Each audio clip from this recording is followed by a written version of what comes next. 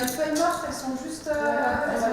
La compagnie Catapulte, elle est née en fait en 2016 à la suite d'un voyage que j'ai effectué avec la moitié de la compagnie, donc Claude Sprecher.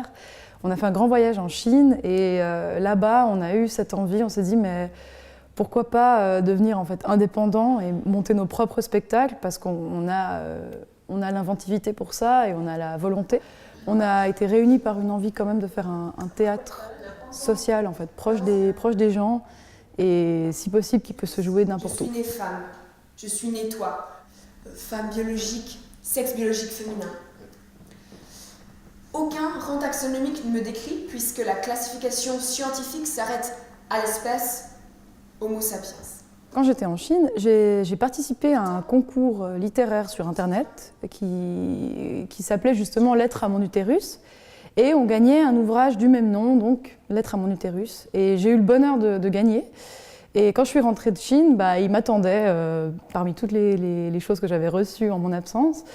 Et je l'ai lu et je l'ai trouvé vraiment extraordinaire. Et ce que je trouvais génial, c'est qu'un thème comme ça pouvait regrouper finalement des choses qui concernent vraiment tout le monde. Je peux enfanter, on me dit sacré, on me refuse tout le putain de fun d'une vie sexuelle ignorant fécondation et gestation.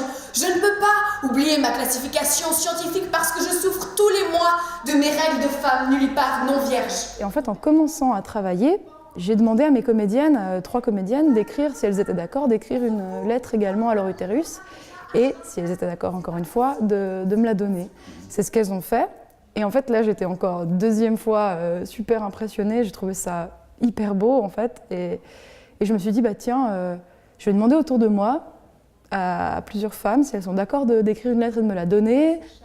J'ai écrit le spectacle à partir de ces lettres-là. Tu croyais quoi en t'attaquant à un sujet pareil? Non mais, l'utérus, c'est la vie.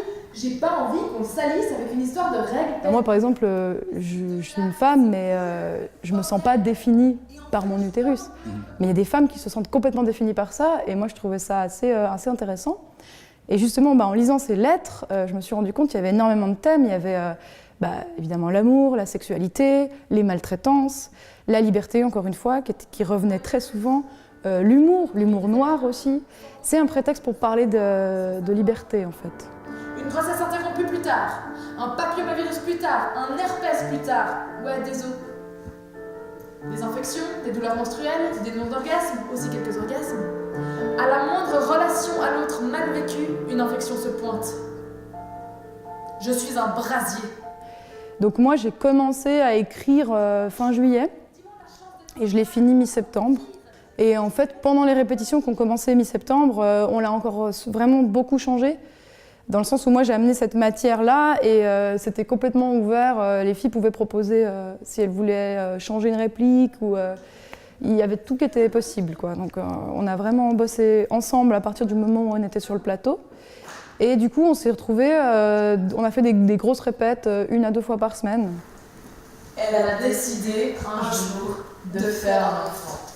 Oui, utérus, je t'ai imaginé comme un nid douillet qui construit un être vivant à partir de quasi rien. Je cherchais un titre et puis en fait ce qui était très drôle, c'est que dans ces lettres, la figure animale et la figure surtout du cerf est vraiment revenue très souvent alors qu'elles ne pouvaient pas savoir quand elles ont écrit. Elles le comparaient très souvent à cet animal à cornes, d'une manière positive, genre il est fort, il est mystérieux, ou comme négative, il représente Satan quoi, avec ses cornes. Et du coup, le cerf revenait très souvent, et aussi le thème de justement le mystère, la forêt. Et je trouvais ça, moi c'est un visuel qui me parle en fait. Du coup, je l'ai lié à ma scénographie, à ma mise en scène.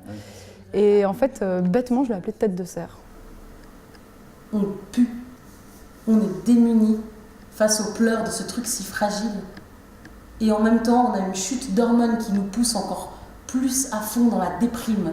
C'est d'une telle violence. Alors, ce sera à l'Escabeau, donc c'est rue de la Colombière 10 à Nyon. On va commencer donc vendredi, samedi, c'est à 19h. Et dimanche, c'est à 17h. Et d'ailleurs, le dimanche, alors je le dis en exclusivité, mais on va rajouter une date à 15h. Voilà. Parce qu'on a énormément de demandes, donc tant mieux. On va rajouter une date. Après la représentation de 17h, Chloé Bess va s'occuper d'animer en fait une table ronde autour du spectacle. Évidemment, ça sera ouvert aux questions du public, mais surtout on va commencer un petit peu avec quelques grands thèmes autour du spectacle. Non.